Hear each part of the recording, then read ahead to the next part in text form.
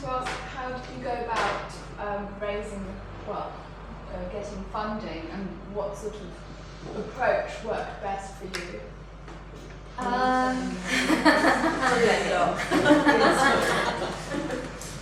Well, first of all, I applied for an Arts Council grant, and I applied for, I needed lighting kit, and pure and simply, I've been using lighting from my art school, didn't have that, so that was part of the budget that I applied for, and then once I had that in place, I had a studio, then I knew that was going to help, but I still didn't have all the money that I needed. And then probably about a couple of years later, I was had a studio visit.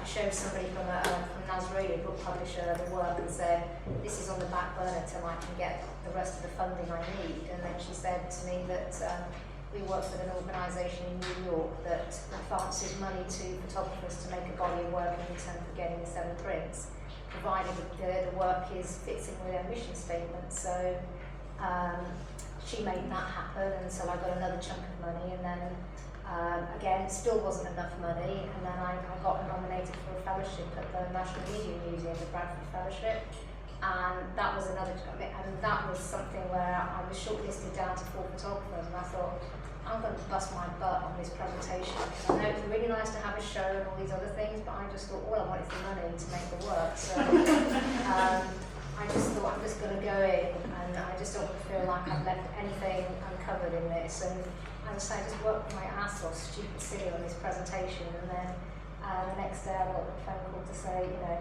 you were outright cleared, got it. And so as soon as I had that last bit of funding, I was like, right, I'm good to go. So then I started bringing the posse and going, right, ladies, we're going to start booking some dates. So it's that's what I mean.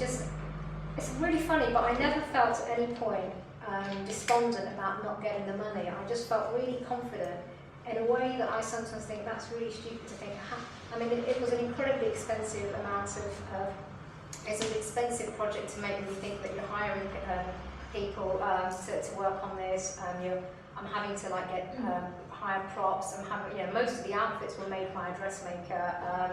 Just all the money spent on petrol, everything. I just wasn't daunted. I just kind of think of it like little kinds of sections of, right, I need that, now the next step, now the next step. And I think another thing I would say, once you've got one bit of funding, it seems to be a lot easier to attract other bits of funding. It's almost as if someone's taken the risk on you in the first place and is going to give you some money, it kind of reduces the risk for someone else to then give you some money. So it's almost like getting the snowball going, and people will give you money.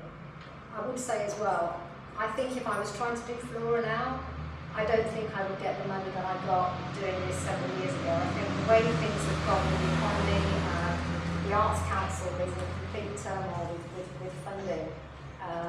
Lots of kind of institutions that have the resources that they have just don't have them. So I kind of feel like I was fortunate to be making what I was doing when I was doing it, and I would dread to try and think about trying to do it now. It's just a much tougher environment in which to try and get money, because everybody's trying to get money. That said, apparently more people are buying lottery tickets because of the recession. So as the Individual Arts Award is funded by the lottery, you've actually got a better chance of getting it.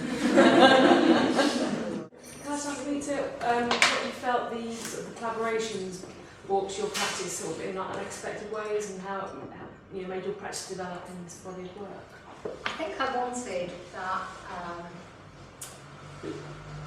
that kind of tension then of seeing what happens when it's about those conversations, and a lot of the time that was kind of where the magic was and the adrenaline was pumping, that I wanted to see what comes out of those dialogues. And so some people have said to me, isn't that a risk to kind of work with your friends, that you're possibly risking damaging the relationship with your friends? But I just thought, it's very easy to have myself still one of those. But I just thought, well, my friendships will be stronger, and I wasn't bothered about it. So yes, I can't keep a straight face with it. I have been used to collaboration in my time-based work. I mean, I've had to practically because of the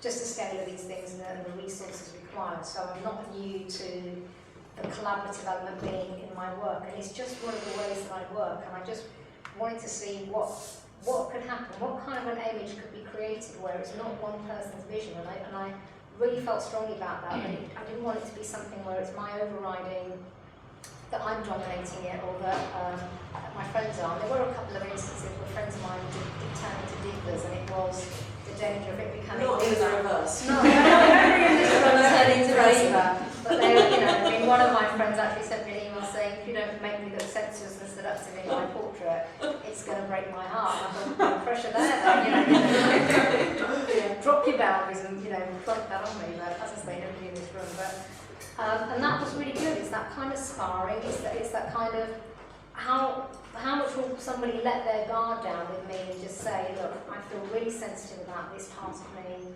I feel, just don't you dare show the underneath of my chin, whatever. And to feel comfortable about that trust. And I just found that really exhilarating to try and do that. And it's interesting. I mean, one of the things that I've had as a criticism about the work is that the portraits all look too different from each other.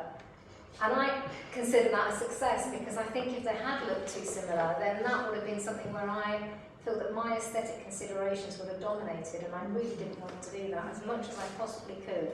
It really was about this kind of sparring and creating things. So in some instances it would be really holding strongly to my opinion on something and saying, no, I really feel that we've got to do this. And in other times it would be a friend saying, look, I really think we need to do this. And that was good for me, because I'm a pretty strong-willed person. In fact, my friends are strong-willed people as well. And so for me to kind of like relinquish control and go with what somebody is saying to me is a good thing that stretched me. And I think there is a synergy in these portraits. They're better than what I could have made by myself. And that, as I say, they are. It's that magic of it's a manifestation of a series of conversations. Neeta, did you ever contemplate doing a series exploring masculinity? And how do you think that would work out with a group of your male friends? Oh, it's really funny. My husband keeps saying, when are you going to shoot me with a python? So it ain't happening. It's time for the weekend. It could be called fauna. No, that's no, I mean, if I did that, it would just be so kind of, it would be so jokey and probably would undermine. I mean, who would take? I mean, we're all grinning already. I mean, who would take it seriously? I mean, this is certainly about those kind of aspects of being a woman, about that kind of embodied experience of femininity, and it's about the kind of shared experiences that my friends and I have, that we're all mature women, and that we're not in the first flushes of youth, where we're aware of our bodies changing, about how our sexuality is perceived. And so it's because it's rooted so much in those personal experiences. I'm plundering for myself. If I was to do a portrait series about masculinity, it would be one step removed, because it could never come from an embodied place. So it would be very different, and there's not a compulsion or a desire that makes me want to do that. And I certainly wouldn't want to do something like floral again. I mean, it broke me. It broke me financially, emotionally, mentally on every level. So I didn't go back there. Happy days. I would run. Question for Lisa about this work. It was really interesting in the talk. I really liked it. The different points you got inspired and different things that led you to another direction. So I wasn't quite sure, what was your kind of mental checklist? So if this works, this is success, this is the one you reached to, at what point did you go, oh right, okay, was it something that was just an accumulation of what you'd seen, that you now felt something within this that you could recognise that it, or was there some kind of logic? Do you mean was there how did I know it was finished? Or that it was right, that this Or that was it the was right. right. Yeah. That's a good question. I don't know if you ever really know if it works right, do you? Until I think you always think it's good enough. Good enough, Yeah. probably, Yeah. because perfection is As well, yeah. the enemy of the good. And of course there's heartache, there's heartbreak in finishing something, because it's never as good as you thought it might be. I just wonder if there, So, when you were talking about patterns and if there was a kind of logic, if you did start from some well, I point did in a have sort the of adult logical carpet way. as the structure. Okay. So I had this central circle and these 4 circles in the corners, which I think is strangely photographic for a 1,000-year-old carpet. You know, this sense of something being at the edge of the frame in the foreground is a very photographic perspective. Anyway, that's an aside. But so I had that compositional structure that I'd borrowed from the carpet, because I needed something to give some kind of unity to the overall composition. Because I suppose the problem with digital technology, one of the problems is the freedom of it and the fact that you could keep going. The other thing I struggled with a great deal was getting a sense of depth, of there being this kind of deep space that is a photographic language, which obviously isn't in the carpets. And I think once I'd produced enough layers that I felt that it felt like there could be flowers in the distance, and it was convincing enough.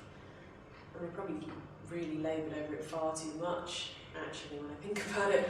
But then I was probably forced to abandon it by the type of deadline we were talking about earlier, where I had an MA show and also had a part-time job that I'd been failing to show up to.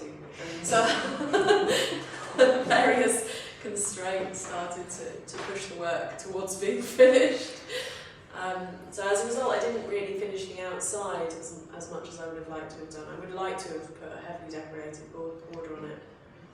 So, you know, you could look at any piece of work and say that's flawed, you know, it's not finished, but it's never finished. Actually, I think David Smith, the sculptor, said that you should never finish a piece of work. You should always go to the end and then go a step back, go one step back, one stage back. And that's really good advice, because when you try and finish things, normally what you're actually doing in the last stage is destroying them, in my experience. I think that's a perfect note to end on, actually. Thank you very much. This has been fantastic.